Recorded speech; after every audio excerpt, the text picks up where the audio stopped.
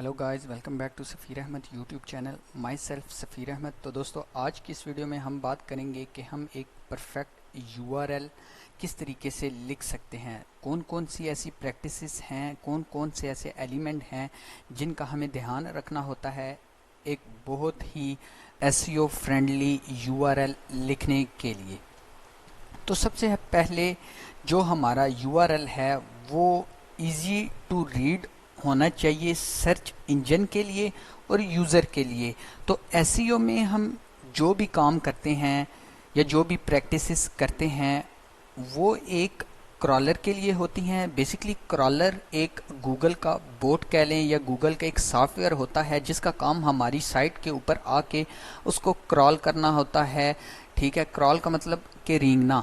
Google का ये जो बोट होता है, ये जो सॉफ्टवेयर होता है, ये हमारी वेब पेजेस, हमारी वेबसाइट के ऊपर आके इसको क्रॉल करता है।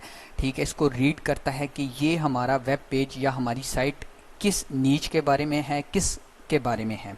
ठीक है, तो हमारा जो एसईओ, तो एसईओ में जो हम काम करते हैं या जो हमारी प्रैक्टिसेस होती हैं वो एक तो क्रॉलर के लिए होती हैं और दूसरा यूज़र के लिए होती हैं। तो अगर हमसे कोई पूछे कि बेस्ट यूआरएल कौन सा होता है, तो बेस्ट यूआरएल वो होता है जो इजी टू रीड हो, क्रॉलर के लिए और यूज़र के लिए, दोनों के लिए इजी टू अंडरस्टैंड हो। ऐसा नहीं कि क्रॉलर को तो उसकी समझ आ रही है लेकिन यूज़र को समझ ही नहीं आ रही, पढ़ने में उसको मुश्किल पेश आ रही है। तो इस तरह नहीं, हमें बिल्कुल इजी टू रीड दोनों के लिए, क्रॉलर और यूज़र के लिए। ठीक हो गया। इसलिए हम कुछ एलिमेंट्स के बारे में डिस्कस करेंगे। सबसे पहले हमारे पास आ जाता है use less depth is better. For example हमारे पास एक यूआरएल है a.com/a/b/c।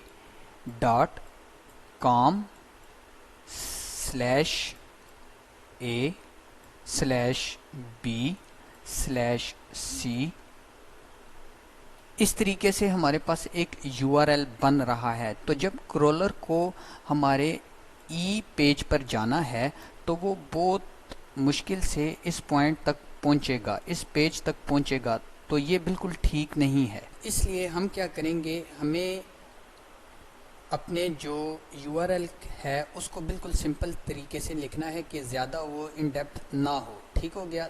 ज़्यादा इन डेप्थ ना लिखने की वजह से क्रॉलर को इजी होगी। इसलिए हमने जाहिर सी बात है क्रॉलर को सेटिस्फाई करना है, इसलिए हम ज़्यादा डेप्थ में नहीं जाएंगे। नेक्स्ट हमारे पास है यूज़ कीवर्ड इन यूआरएल। तो अगर एक मेरा यूआरएल है एसईओ सर्विसेज के बारे में, तो मेरा जो प्राइमरी कीवर्ड होगा एसईओ सर्विसेज का, वो मैं क्या करूँगा, अपने यूआरएल में मेंशन करूँगा। इसलिए जब भी हम यूआरएल लिखते हैं तो कोशिश हमारी यही होती है कि हम अपने प्राइमरी कीवर्ड को उसके साथ मेंशन करें। ठीक हो गया। नेक्स्ट हमारे पास है यूज़ हाइफन।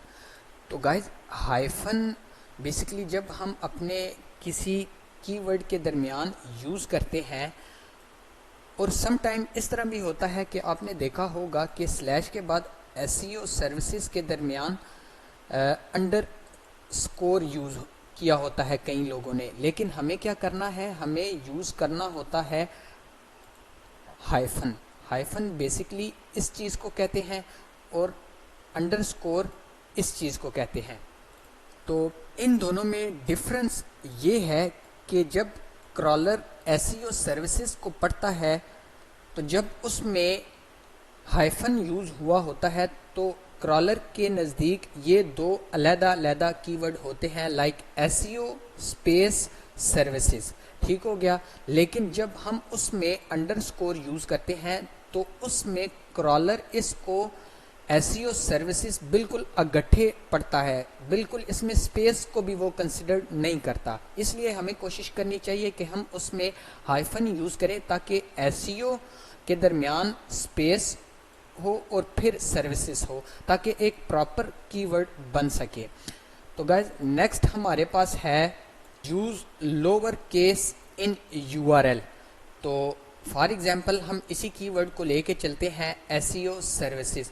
तो एसईओ का एस और सर्विसेज का एस, हमें कोशिश करनी चाहिए कि इसको हमें स्मॉल अल्फ़ाबेट में लिखना चाहिए। ये नहीं कि एस बड़ा फिर ई जो है वो छोटा फिर ओ छोटा। इसी तरह हमें क्या करना है, सारे कैरेक्टर्स को बिल्कुल स्मॉल में लिखना है। इसी तरह जो हमारी सर्विसेज होंगी उसको भी हमें स्मॉल में लिखना है। ठीक हो गया। नेक्स्ट हमारे पास है नो स्पेशल कैरेक्टर्स।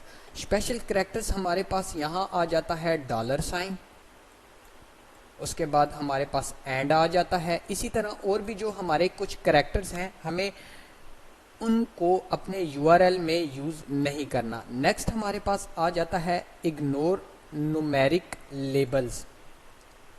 समटाइम जब हमारा यूआरएल बनता है तो वर्डप्रेस में समटाइम स्लैश के बाद इज इक्वल फिर 1 2 अल्फ़ाबेट फिर उसके साथ कुछ कैरेक्टर्स होते हैं। तो हमें बेसिकली इस तरीके से न्यूमेरिक लेबल्स को बिल्कुल अपने यूआरएल में मेंशन नहीं करना। तो वर्डप्रेस की साइट में अगर हमारा ये इशू आ रहा है तो हम क्या करेंगे कि वर्डप्रेस में हमें एक सेटिंग में एक ऑप्शन होता है पैरामीटर्स का, तो हम उसमें जाके इसको रिमूव कर सकते हैं, इसको ठीक कर सकते हैं।